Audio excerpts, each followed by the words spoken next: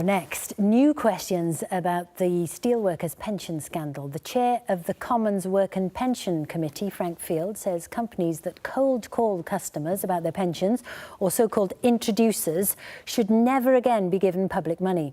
In 2014, the Welsh Government gave nearly £120,000 to a firm in Pontarddulais called Celtic Wealth Management, which was later implicated in the scandal.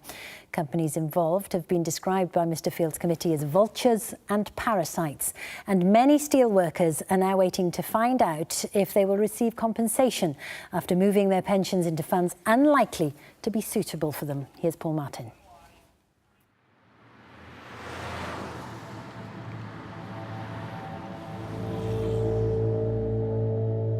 Upset, annoyed with myself, cheated. As a steelworker in Port Talbot at a turbulent time in the industry, Roger Morgan has been through a lot recently. He wanted to make sure his £88,000 of pension savings was safe, but instead he was advised to put his money with a fund manager already in financial difficulty, which then went into administration. Sleepless nights numerous times, you know what I mean? Walking up and down the stairs, putting the telly on down here, you know what I mean? Just not knowing, constantly thinking about whether my money is safe or not. Roger, like many of his colleagues, was a client of Celtic Wealth Management, a firm based here in Pontarddulais who claimed to offer a range of financial services. As a local company, they were attractive to many steelworkers, but they're not financial advisors, they're just introducers.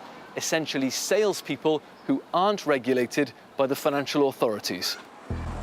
They introduced clients to a Midlands-based financial advisor, Active Wealth, and many steelworkers ended up moving their pensions into funds unlikely to be suitable for them. The Financial Services Compensation Scheme has received 29 complaints against Active Wealth. We now know a bit more about how Celtic Wealth Management has been operating. Two former employees have told Wales Live the company appeared to be targeting people who already had good pensions. James Bradwick says he was asked to leave the company after just a few hours. He'd been asking questions about the firm's approach. The language they used was, oh, if you get somebody from the council or a public sector worker, the financial advisor is more likely to be able to help them, and that's more likely to turn into a sale for the company. So there was a financial reward, if you will, for targeting public sector workers. Didn't seem like the right thing to be doing. Once that initial contact with potential clients had been made, Celtic Wealth Management arranged meetings at local pubs like this one. They laid on free sausage and chips for steelworkers who were considering their options. They were also offered free rugby tickets, and some have told us that transferring their pension was described as a no-brainer. One financial advisor says the apparent focus on good pensions wouldn't make any sense unless the intention all along was to take advantage of clients. They targeted steelworkers on the basis that they understood they had very large pots of money available, and they were keen to persuade them to look at transferring those pots of money so that they could earn their fees. The FCA guidance made it quite clear that most individuals are better off staying in final salary occupational schemes, and therefore they really shouldn't have been targeting them in the first place. The bosses of both Celtic Wealth Management and Active Wealth refused to appear before the parliamentary inquiry into the scandal. Now, can I ask, is Darren Reynolds or Clive Howells with us? So we can't summons them. We tried to get answers from Celtic Wealth Management's boss, Clive Howells, too, but nobody at the company seemed keen to talk to us. We've come to the office of Celtic Wealth Management here in Pontarddulais to try to speak to Clive Howells.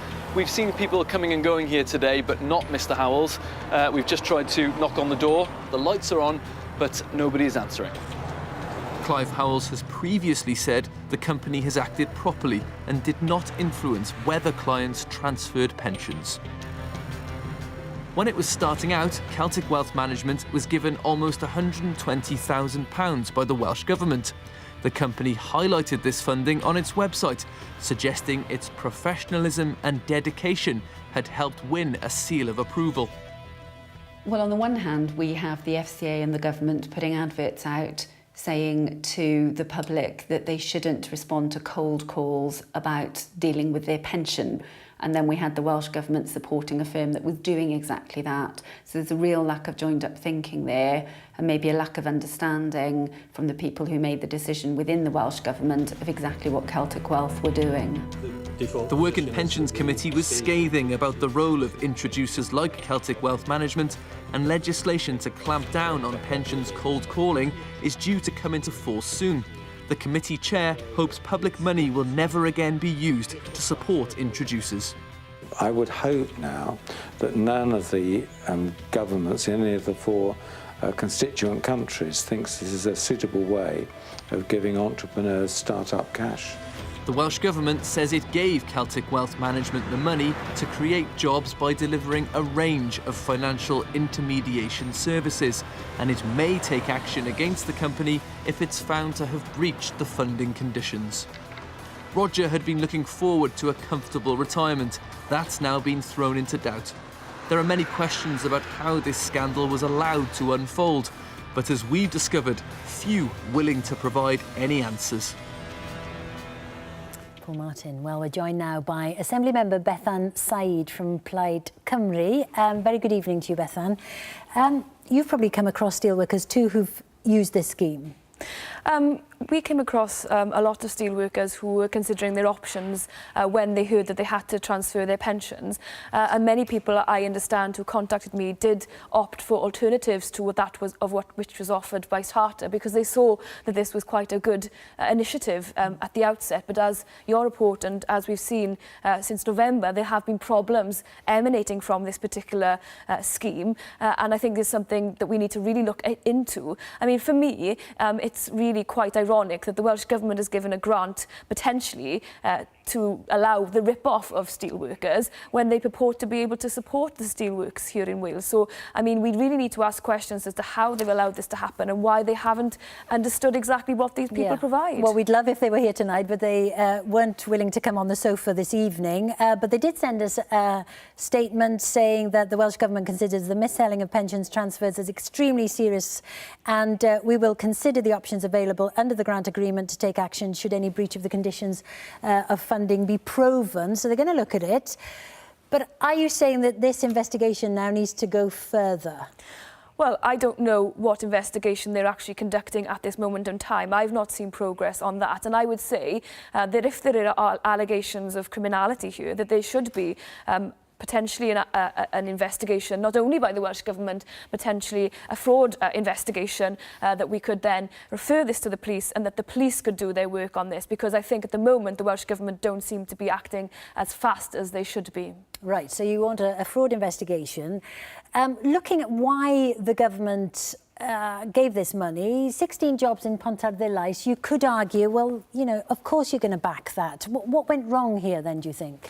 Well, what went wrong clearly was that either the Welsh Government didn't understand what the company did before they gave that grant to them, or they blindly knew what was happening and just blindly gave that grant anyway. I think, of course, making new jobs in an area like Pontarddulais is important, but we have to understand that Celtic Wealth Management, working with a company in England, has taken a lot of money away from those steelworkers who've worked all their lives tirelessly for Charter in Port Talbot, and now they're struggling to survive. So I think there's an element of looking at this situation now from Welsh Government and taking this more seriously than they currently are. What should they do? I mean, what would you like to see? Do you want them to apologise? I mean, that's not going to sort out the problem, but should they apologise now to these steelworkers? I think they should apologise for what has happened, but I think they need a full investigation into why that grant was ever given, how that grant allocation happened, and a commitment that they will not be funding such companies for that type of activity. Cold calling for pensions